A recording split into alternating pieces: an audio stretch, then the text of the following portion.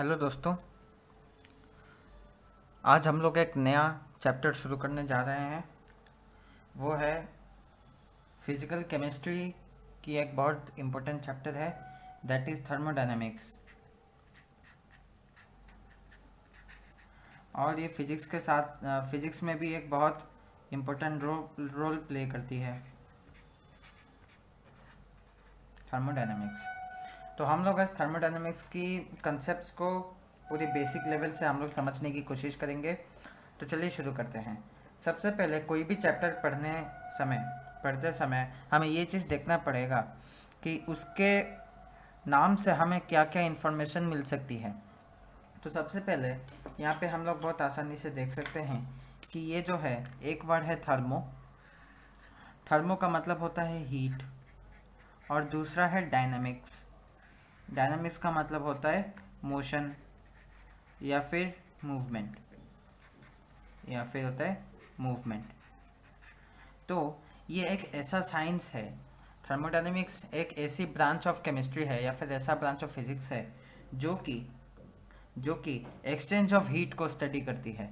मतलब exchange of heat हम लोग यहाँ पे स्टडी करेंगे, ठीक है। एक्सचेंज ऑफ हीट को हम लोग स्टडी करेंगे, इसलिए हम इसको थर्मोडायनेमिक्स कहते हैं।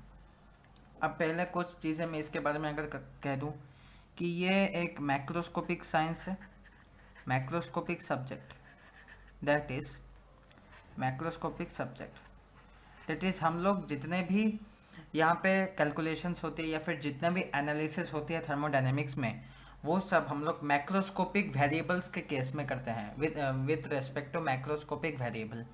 मतलब हम लोग अभी पढ़ेंगे कि थर्मोडायनेमिक्स में कौन कौन से टर्म्स हम लोग जनरली इनकाउंटर करते हैं। हम लोग यहाँ पे इंडिविजुअल मॉलिक्यूल के एस्पेक्ट से स्टडी हम लोग नहीं करते, हम लोग पूरे सिस्टम के एस्पेक्ट से स्टडी करते हैं। पूरे सिस्टम को हम लोग लेके स्टडी करते हैं। वहाँ पे हम लोग इंडिविजुअल मॉलिक्यूल्स की एनालिसिस हम लोग नहीं करते। इंडिविजुअल मॉलिक्यूल्स का एनालिसिस स्टेट्स ऑफ मैटर में हमने देखा है। स्टेट्स ऑफ मैटर में हम लोग जब काइनेटिक थ्योरी ऑफ गैसेस पढ़ते हैं या फिर जब मॉलिकुलर थ्योरी हम लोग पढ़ते हैं उसकी गैसेस की, तब हमें इसकी माइक्रोस्कोपिक जो एस्पेक्ट होती है वो समझ में आती है। माइक्रोस्कोपिक एस्पेक्ट के लिए हम लोग थर्मोडायनेमिक्स में हम लोग वही स्टडी करते हैं।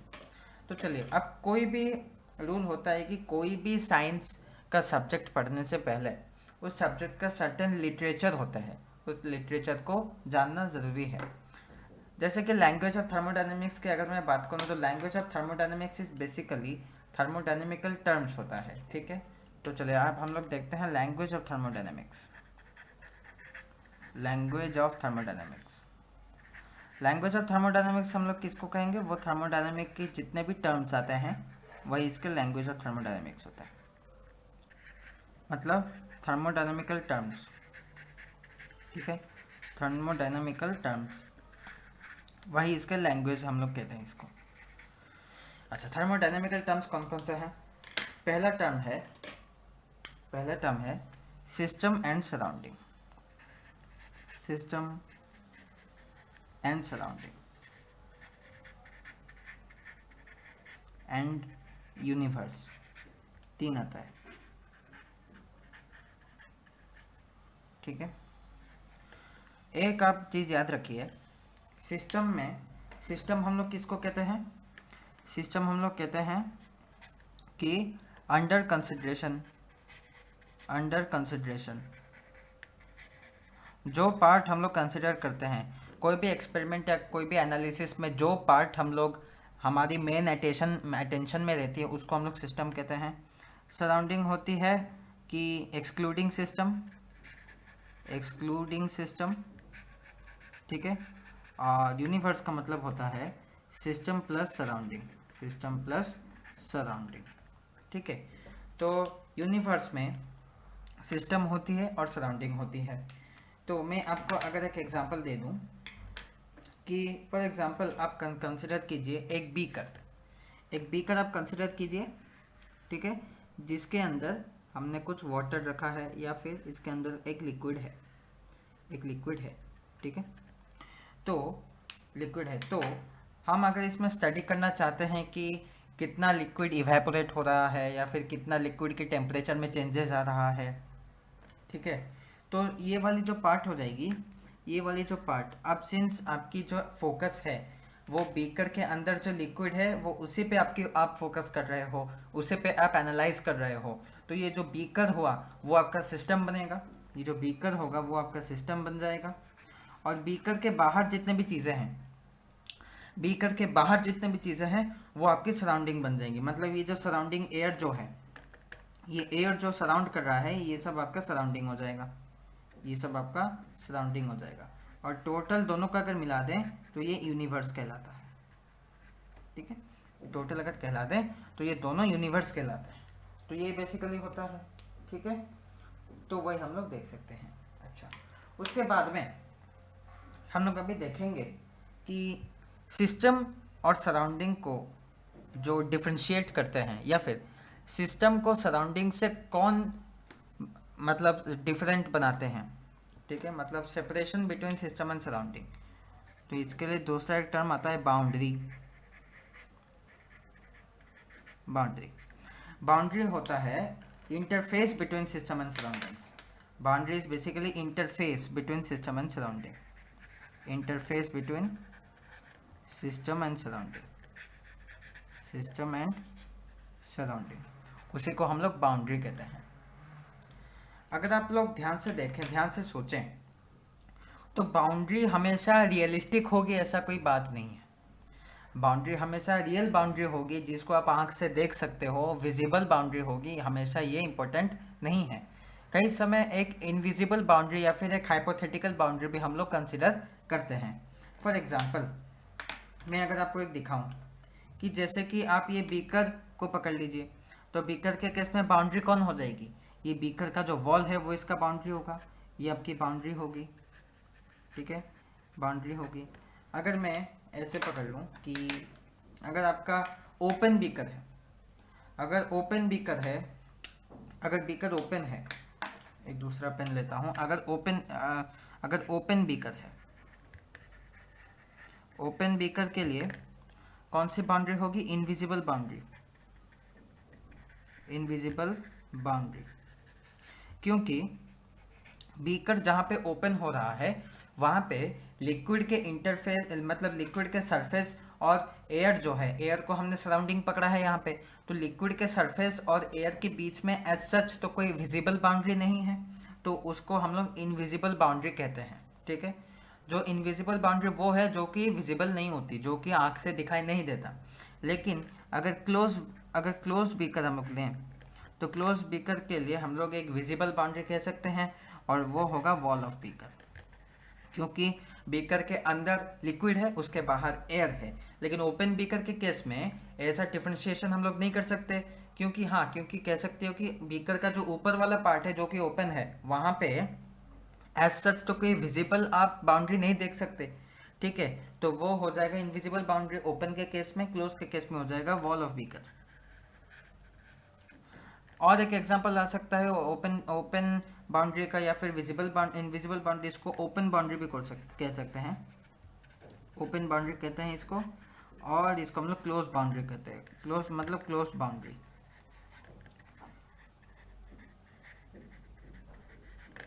और भी इसके कुछ टाइप्स, मतलब और भी कुछ एग्जांपल आ सकते हैं, जैसे टी इन कप।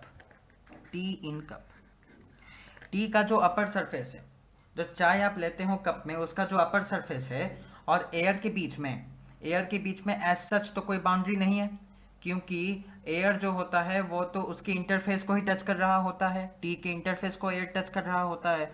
तो हम लोग ऐसे कहते हैं कि जो टी और एयर के बीच में एक इनविजिबल या फिर ओपन बाउंड्री है, मतलब यहाँ पे ओपन बाउंड्री एग्जिस्ट करती है दोनों के बीच में, ओपन बाउंड्री यहाँ पे दोनों के बीच में एग्जिस्ट करती है, between T surface and air. ठीक है, टी सरफेस एंड एयर। अच्छा, उसके बाद हम लोग देखेंगे कि टाइप्स ऑफ बाउंड्रीज क्या क्या होती हैं। टाइप्स ऑफ बाउंड्रीज क्या क्या होती है।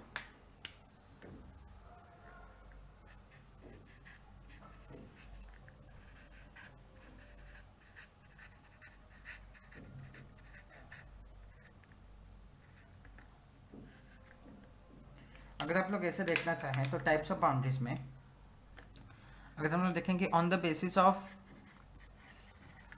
बेसिस ऑफ विजिबिलिटी, अगर हम लोग विजिबिलिटी की बेसिस में अगर हम लोग बात करें तो आइदर वो हो सकता है ओपन बाउंड्री या फिर क्लोज बाउंड्री। हमने इन दोनों का एग्जांपल इसके पहले वाले पेज में हमने डिस्कस किया था। अगर हम लोग बात करें on the basis of heat transfer, तो उसमें बहुत सारे टाइप्स आएंगे on the basis of heat transfer. Heat transfer में क्या होता है कि हो सकता है कि अलाउ हीट ट्रांसफ़र, अलाउ या फिर डोंट अलाउ। जैसे कि अगर मैं आपको एग्जांपल एक दूं, डोंट अलाउ का एग्जांपल क्या होगा? थर्मस फ्लास्क में जो रहता है, थर्मस में हम लोग जो उसका वॉल होता है वो नॉन कंडक्टिंग वॉल होता है, मतलब वो हीट ट्रांसफ़र को प्रिवेंट करता है, ताकि जो आप गर्म चीज़ डालोगे अंदर में तो गर्म ही रहेगा, ठंडा चीज़ डालोगे तो ठंडा ही रहेगा, उसका टेम्परेचर चेंज करना वो प्रिवेंट करता है। तो हीट ट्रांसफ़र को वो प्रिवेंट करेगा, तो वो जो थर्मस फ्लास्क में रहता है वैसा। और कौन अलाउ करेगा? कोई भी मेटालिक कंटेनर का जो वॉल है वो जनरली कंडक्टिंग होता है, क्योंकि मेटल हम लोग जानते हैं गुड कंडक्टर्स ऑफ हीट। तो मेटालिक वॉल अगर किसी का है तो वो बहुत आसानी से जो है वो हीट ट्रांसफ़र को अलाउ कर सकता है। तो हम लोग कह सकते हैं कि मेटालिक वॉल यहाँ पे हो जाएगा मेटालिक वॉल। ठीक है। अच्छा, उसके बाद में हम लोग देखेंगे कि टाइप्स ऑफ सिस्टम क्या होता है।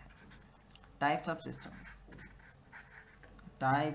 सिस्टम हमने तो बाउंड्री के बारे में हमने देख लिया। अब देखते हैं टाइप्स ऑफ सिस्टम। दो सिंपल टाइप्स हैं, एक है ओपन सिस्टम और दूसरा है क्लोज सिस्टम। तो ओपन सिस्टम और दूसरा है क्लोज सिस्टम। ओपन सिस्टम किसको कहते हैं? ओपन सिस्टम वो सिस्टम होता है जिसमें सराउंडिंग और सिस्टम के बीच में मास और एनर्जी की ट्रांसफर पॉसिबल होती है। मतलब mass and energy transfer possible between system and surrounding. ठीक है। और क्लोज सिस्टम हम लोग किसको कहते हैं? क्लोज सिस्टम हम लोग उस सिस्टम को कहते हैं जहाँ पे ना तो मास ना तो एनर्जी कुछ भी ट्रांसफर पॉसिबल नहीं होता। मतलब mass energy transfer not possible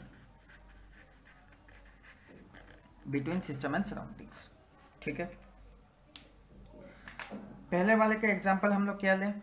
open system का एग्जांपल, फिर से इसका एग्जांपल हो जाएगा थर्मस फ्लास्क। क्योंकि थर्मस फ्लास्क तो एक बार आप उसका अगर कैप बंद कर दोगे, कैप बंद करने के बाद तो वो क्लोज सिस्टम बना। थर्मस फ्लास्क क्या हो जाएगा? Close system. थर्मस फ्लास्क हो जाएगा क्लोज सिस्टम। ठीक है। अच्छा, उसके बाद में मैं अगर लिखूं hot water in open metallic container. ठीक है। अब हॉट वाटर को मैं अगर आप 100 डिग्री सेल्सियस में ले लो, जो कि बॉइलिंग पॉइंट है वाटर की, तो वाटर क्या होगा? बॉयल हो रहा होगा। तो बॉयल कर रहा है मतलब क्या? एटमॉस्फेयर, जिसको हमने सराउंडिंग पकड़ा है, एटमॉस्फेयर में क्या हो रहा है कि वाटर मॉलिक्यूल्स एस्केप कर रहे हैं। इसका मतलब हम लोग कह सकते हैं कि सिस्टम और सराउंडिंग के बीच में मास ट्रांसफ़र हो रही है। और मेटालिक कंटेनर हमने ले रखा है, उसका वॉल मेटालिक है, तो मेटालिक कंटेनर अगर है तो सराउंडिंग और सिस्टम के बीच में हीट ट्रांसफ़र भी पॉसिबल होगी। तो ये कहलाएगी ओपन सिस्टम। ठीक है, ये कहलाती है ओपन सिस्टम। ठीक है। अच्छा, तो ये आपको समझ के रखना है कि क्लोज सिस्टम हमने इसको कहा।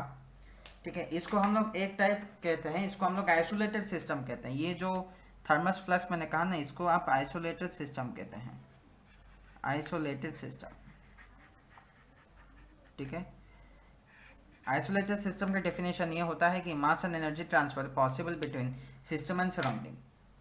एक तीसरा टाइप का भी सिस्टम होता है जिसको हम लोग क्लोज सिस्टम ही कंसिडर करते हैं, जिसको हम लोग क्लोज सिस्टम के अंदर ही कंसिडर करते हैं। वो होता है कि एक सिस्टम जिसमें mass transfer not possible but energy transfer is possible.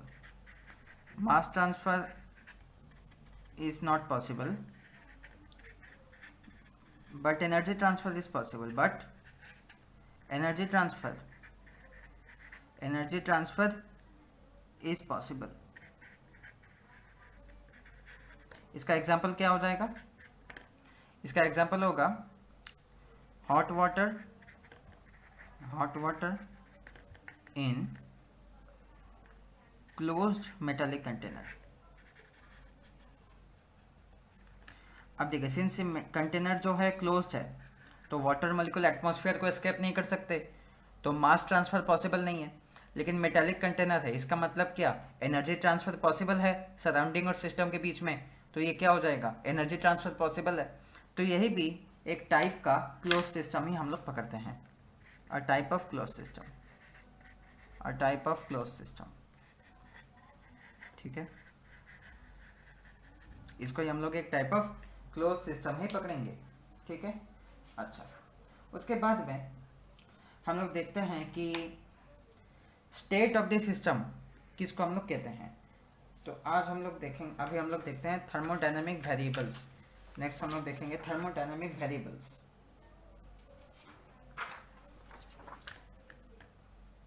Next है